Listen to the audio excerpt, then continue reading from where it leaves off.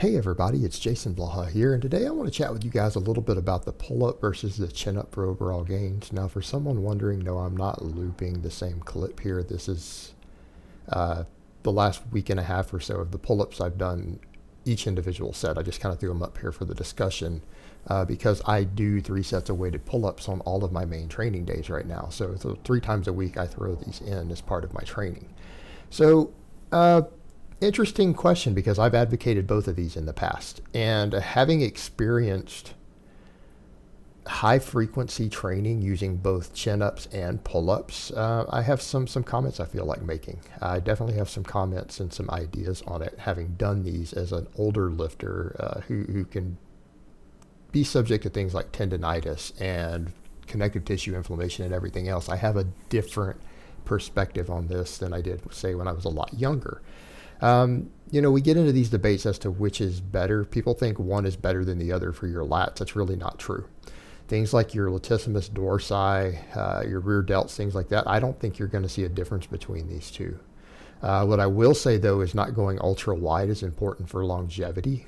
Arguably, the wider grip might work your rear delts a little more, but it's harder on your overall shoulder joint. So I don't recommend going really wider than about shoulder width, no matter which version of these you do. But we get into this big debate on pull-ups versus chin-ups when it comes down to arm development. Because honestly, you really shouldn't be debating back development. They're pretty well equal in terms of rep for rep, set for set. You're going to get about the same back development. You're not going to see any significant difference between these two. We get into a real debate of arm development.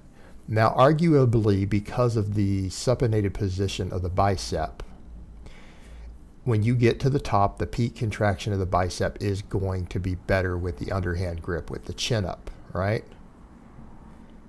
It's going to be better. But is that universally true for the entire bicep? Does the bicep get a better stretch with a pronated or a supinated grip at the bottom? Well, the pronated grip is actually going to give the bicep a different stretch than it would normally get. There's a reason people do hammer curls and things and still do them even for their bicep development in the physique world. There is a different stretch involved there. It is a deeper stretch on the actual muscle. And it's a stretch that doesn't inflame the tendon as much because it allows the bicep itself to rotate down more. Like if you pronate and supinate your wrist and look at your bicep and see what it does, you can see the whole head of the bicep moves down further at the bottom, and it takes actual stress off the tendon while actually bringing the muscle further down. So it allows the muscle itself to stretch into a slightly different position. So, we really get into a debate of whether we're talking about a stretch position contraction of the muscle, or we're talking about that peak contraction. Now, EMGs do show that you get a slightly better peak contraction on the chin up. Right? There is that to consider. But there's other factors at play also. What about when it comes to things like your brachialis, your radial brachialis, all those other muscles in the arm? Well, the pronated grip actually does work those better, right? Those are going to get worked more effectively, especially things like that radial brachialis up on the top of your forearm. That's going to get worked a bit more on the pronated grip. All right. What about the long head of the tricep? They actually both put a stretch on the long head of the tricep. The weighted pull-up does seem to, if you look at the biomechanics behind it, put a slightly deeper stretch on the long head of the tricep. So we're getting into a real debate as to which of these is actually more effective for arms, because that's what we argue about. And it's silly. A lot of bodybuilders will say, why are you guys arguing about this for arms? Shouldn't we be talking about curls? Well, no, because the data actually shows that pull-ups and chin-ups, irrespective of the form you do, are better than a lot of forms of curls for even your bicep development. All right. But then we're looking at all these other muscles of the arm. We could argue that the overhand grip or the hammer grip, right, either one potentially works every muscle in the arm other than the biceps more effectively.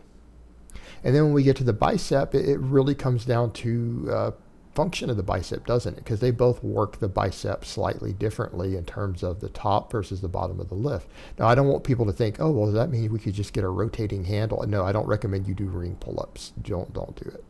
Ring pull-ups and dips are actually more dangerous than they should be for the benefits you get from them. The injury risk doesn't justify any possible microscopic perceived benefit. So there's all of that to look at. Now, when we come down to a big problem here, we come down to inflammation. This is one problem a lot of older lifters run into with doing excessive amounts of curls. That tendonitis in the bicep. And you feel it down at the forearm. You know, like if your forearm hurts near the elbow, that's your bicep tendon on the lower bicep being inflamed, right? That gets more easily inflamed doing chin-ups. If you guys recall, I was doing 90 and 100 pound weighted chin-ups for singles every single day earlier this year. And I feel like it contributed to my tendonitis. I have injured my left bicep many years ago, had to have it worked on, major injury there. I still get tendonitis easily in that bicep tendon, right? I get tendonitis there and it can be bad. And when I was doing those weighted chin-ups, it got so bad that it affected my squats. It actually impacted my squats and it left me in a lot of pain. And I eventually had to quit doing the weighted chin-ups. But when I've switched over to these pronated grip pull-ups, I don't have that problem. Now, I do 9 heavy sets a week. As you guys can see here with what I'm doing with a dead hang on the weighted pull-up every single week. And I don't have any of that inflammation now. None of it. Doing sets of 5 and 6 reps, right? Still relatively heavy. It's gone. It's gone. Some people get inflammation when they do the hammer grip. So we need to look at these things because here's what it comes down to. If these exercises are all really good for your back, your rear delts, middle traps, your arm development in general, because the bicep and the tricep and the brachialis and all that does get worked on every variation of the pull-up and chin-up, particularly if you do the full range of motion. If you go all the way down to the bottom and you let your scapula come apart and you let your elbows lock, all those muscles get worked, don't they? Now, we could argue about on a rep for rep, set for set basis if the biceps themselves get worked the most on which variation, right? That's subject to a lot of debate. Actually, the hammer grip does really, really well too compared to the supinated grip, right? You know, the parallel grip ones. So here's what it comes down to. Which one allows you to do the most weight and training volume every week? Because what is it that builds muscle mass? Tension and volume. And volume is workload, guys. Volume comes down to not just how many reps and sets, but how much weight you're using on those reps and sets.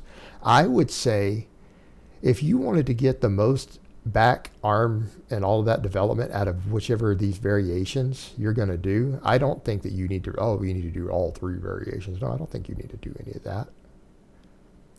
I think that you should probably put your primary focus on whichever variation allows you to do the most workload every week without getting tendonitis. Now, if you feel like the narrow grip underhand chin up, you can do 10 sets of that every week without your bicep tendons getting inflamed, and you're trying to maximize bicep growth, well, that's probably a real good variation for you, isn't it? For you personally. A lot of us can't do that. I can't do that. My bicep tendon will get so inflamed that I can't even do other exercises if I try to do that. Mine gets so inflamed that it feels like someone stabbed a knife into my arm. So I can't do that, but if you can do that, well, then that might be all right then. But here's what it comes down to. If you can do 5 more sets with either the parallel grip or the pronated grip, because again, the parallel grip sometimes even aggravates my bicep, my tendon.